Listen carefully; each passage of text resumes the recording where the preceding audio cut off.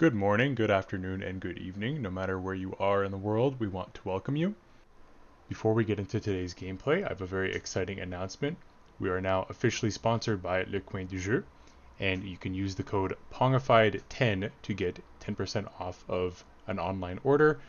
Keep in mind, this is available one time per account. However, this code will not expire. Don't panic. It is going to be available for at least the next year. Use this opportunity to bling out your decks, your Cedh decks, your casual decks, no matter what. If your spells keep getting countered, get yourself a Force of Will, get yourself a Pact of Negation, get yourself a Fierce Guardianship, and heck, with all the savings you're going to make, why not get yourself a Force of Negation as well? If you've been playing Commander for more than a day, you probably know at least one player, if not many, who won't stop feeding those darn Ristics and Mystics. Why not punish them for all that card draw that they're giving away to other players? Get yourself an Orcish Bowmaster. Esper Sentinel, boom, dead. Birds of Paradise, boom, dead. That'll teach them. And if you're the owner of the Esper Sentinel and Birds of Paradise, why not use the code to get yourself a Veil of Summer and keep yourself safe? And finally, before we begin, if you are somebody that not only likes to watch Cedh gameplay, but also likes to play Cedh, I would invite you to come to Montreal, where we have quite the burgeoning Cedh scene, thanks in part to OSMTG, that's On Stack MTG, who organizes a tournament every 2 months, actually held at Le Coin du Jeu. So it gives you the perfect opportunity to order any singles you're missing online using that code again, PONGIFIED10, and then you can pick them up the day of the tourney and play with us. Keep an eye out for announcements on Facebook and Discord. Let's dive into gameplay. In first, we have Ben, who is playing Kinnan. You know and love this deck. It is a mid-range pile that can grind out a ton of value and go infinite with Basalt Monolith.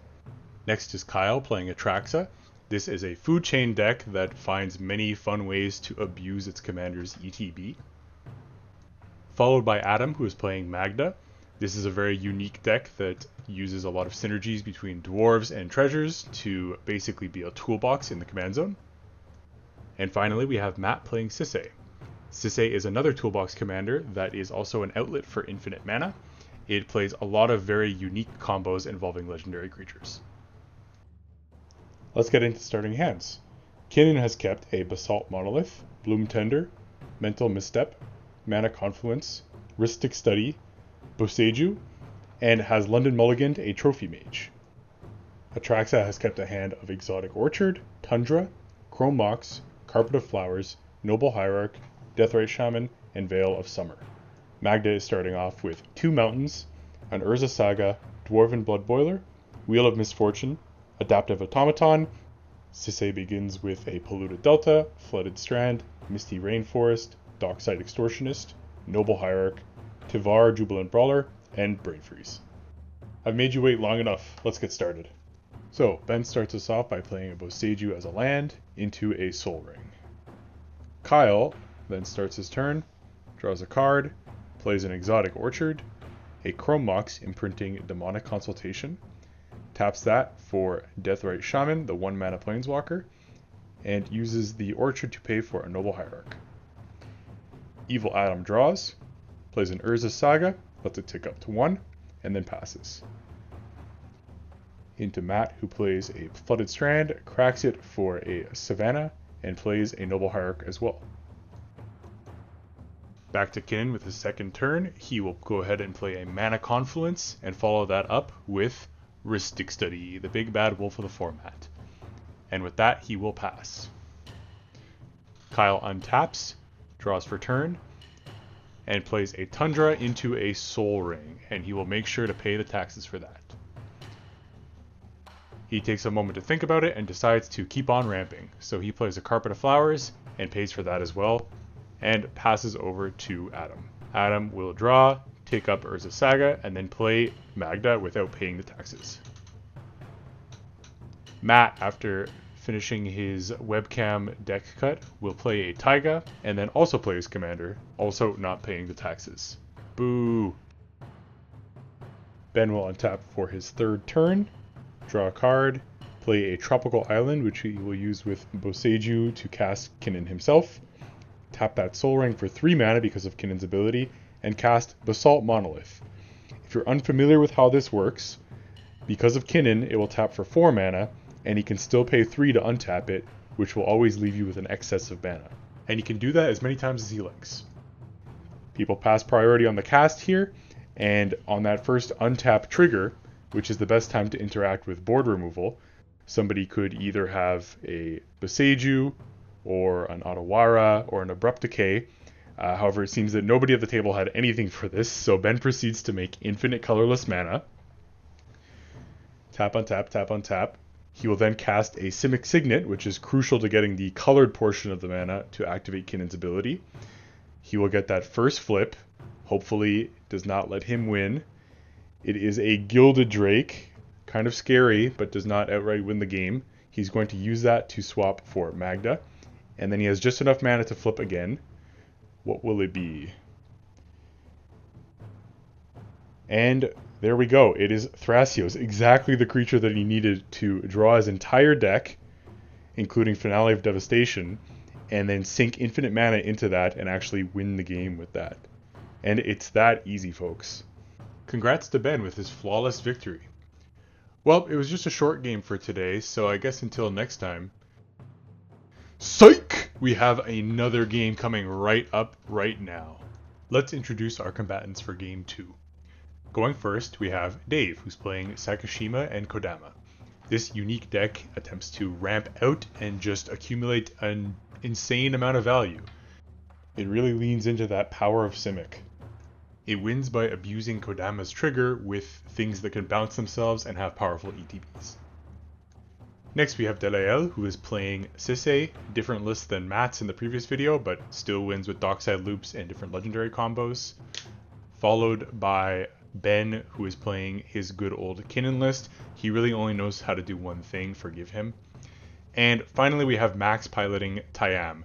Tyam is another unique deck. It is a stacks list that makes combos out of thin air, basically, using the graveyard and counters. It is like mold in your bathroom. You can kill it, but it always just keeps coming back. This is what I would call an interesting pod composition, so let's see what the starting hands are going to be. Dave is keeping a Midnight Clock, Memory Jar, Island, Soul Ring, Oboro Breeze Collar, Prismatic Vista, and Urza Saga. Dela is keeping a Ranger Captain of Eos, Mental Misstep, Dockside Extortionist, Enlightened Tutor, Savannah, Tarnished Citadel, and has mulliganed a Force of Negation. Ben has the Phyrexian Metamorph, Mental Misstep, Soul Ring, Gemstone Caverns, Rejuvenating Springs, Force of Vigor, and Mana Drain. And Max has kept Nature's Chosen, Cryptolith Rite, Boseiju, Court of Calling, Temple Garden, Delighted Halfling, and has Londoned a Touch the Spirit Realm. And with that, we are off to the races. Ben has a pregame action, pitching his Force of Vigor for a Gemstone Caverns. Dave then draws his first card. He plays a Prismatic Vista, cracking that for a Forest into a Soul Ring. But Ben has a response, a Mental Misstep, countering the Soul Ring. Feels bad. Delael then draws a card. They play a Savannah, and they pass the turn. Ben untaps, counts his opponents, plays a Rejuvenating Spring, and then casts his own Soul Ring. This is a huge slap in the face for Dave. Not only did Ben counter his Soul Ring, but then he followed it up with his own Soul Ring. That doesn't sit right for Dela, so they decide to return the favor and Mental Misstep Ben's own Soul Ring. Looks like everybody has to play fair magic today. Max will then shock in a Temple Garden and play a Delighted Halfling. Some would say it's worse than Soul Ring, but at least it resolves. Dave will untap for his second turn, draw a card, play an Urza Saga, put a counter on it, and cast a Lotus Cobra. Before passing, Dela wants to cast an Enlightened Tutor, and they decide to search for what else but a Soul Ring, of course. So they will untap, put that Soul Ring on top, draw it for turn, play an Arid Mesa, which will crack for a duel, and then use all of that mana, because that's what Soul Ring is great for, to cast their commander Sisay, then of course pass the turn, and everybody passes priority on all of this. No more Mental Missteps in play. Ben is going to untap, think about what to do with the lack of mana that he now has, and pass over to Max's turn 2. We'll draw, play a Command Beacon, and cast a 1000-Year Elixir. That brings us to Dave's turn 3, who will drop an island triggering Lotus Cobra. Use that to add a floating green mana, cast a Midnight Clock. Dela untaps, Midnight Clock triggers, they draw for turn. Play a Tarnished Citadel and use their 2 duels in Sol Ring to cast Ranger Captain of Eos, which is swiftly rectified by Ben, who sees the danger in this. Dela returns the love to Ben, hits him for 2, passes, he draws, remembers that he has 3 colorless from Mana Drain, which he pumps into a Phyrexian Metamorph. He has that enter as a Sol Ring, the biggest card in this game. He then casts Kinnan, and is able to use the mana from Sol Ring for a Felwar Stone, digging him out of that hole. On Max's upkeep, Midnight Clock triggers once again. Max plays a Boseiju as a land, and casts a Cryptolith right with that, followed by a Deafening Silence. Dave untaps for his turn 3, triggers Midnight Clock, puts the 3rd counter on Urza's Saga, sacks it to go get a Jeweled Lotus while floating a colorless in response. Plays a City of Traders, triggering Lotus Cobra, adding a green, and uses all of this mana to cast Kodama, which gets pacted by Ben. Boo-hoo. Turn is then passed to Dela, who draws, plays a Flooded Strand, and casts a Dockside. The table rolls their eyes at Dockside, but they all pass priority on it. So it enters the battlefield. Dela makes 7 treasures. They begin calculating in their mind all of the crazy things that they can do, but remember that it can be done at instant speed, so they pass. On Ben's upkeep, Pact and Midnight Clock both trigger. He pays for Pact, draws, plays an Ancient Tomb, and passes over to Max. Max will also have the Clock trigger on upkeep. Doesn't bother him, he goes and casts the Weathered Wayfarer, which with Cryptolith Right and Thousand Year Elixir can be tapped for mana in combination with Delighted Halfling to make an uncounterable Tyam, which can then be tapped itself to cast Nature's Chosen and untap it. That brings us back to Dave, who untaps, triggers the Clock on his upkeep, casts a Grim Monolith, and plays Otawara, sacrificing the City of Traders. This adds mana with Lotus Cobra, which gives him enough to recast Kodama for 8 this time. And with that, he'll end his turn. Dela on Dave's end step will crack with the Floated Strand for a tropical island and cast a Worldly Tutor. They will find Kinnan to put on top of their library, which will let them untap and draw the Kinnan, cast it, which will actually double all of those treasures they generated last turn, and that resolves, which lets them add 2 of each color of mana. They will then activate Sisay to go find themselves directly into play a Teferi Time Raveler. This shuts off all interaction from their opponents and has the minus ability, which allows them to bounce Dockside to their hand and then recast it for additional treasures.